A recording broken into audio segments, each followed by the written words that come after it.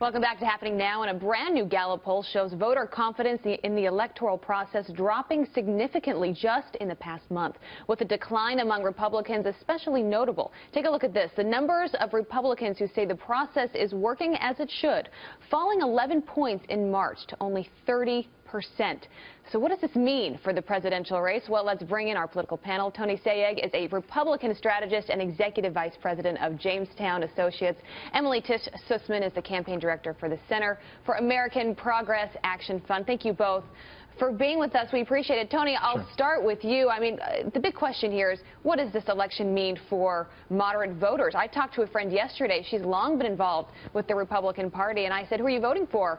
And she said, Abby, I have no idea. She said, I'm probably going to sit this one out. If anything, I'm going to write someone in.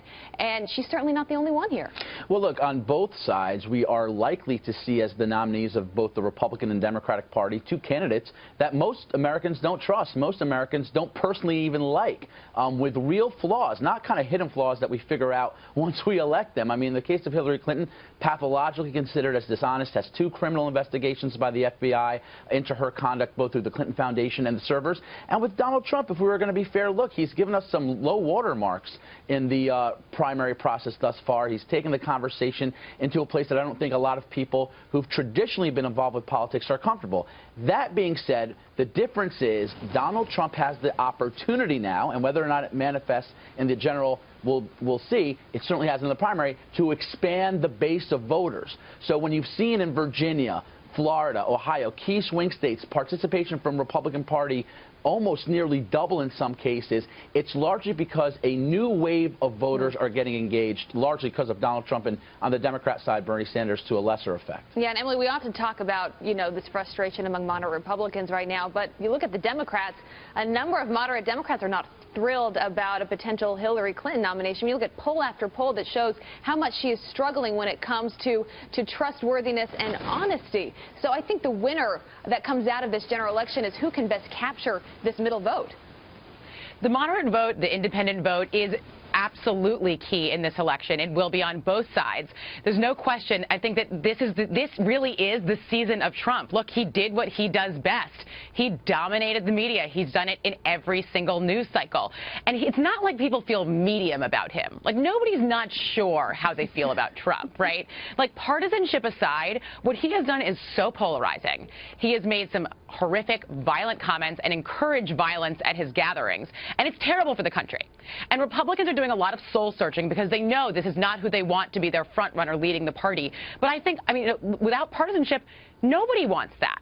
Like, it's very bad for us as Americans. And the fact that we talk about him expanding the base, I think that's actually, he's just pulling voters from who are general Republican election voters into primaries. But if you look at raw vote totals, right, so that's just how many people actually showed up. Yes, there are more who are voting for the Republican primary than have in past years, and more than there are for the Democratic.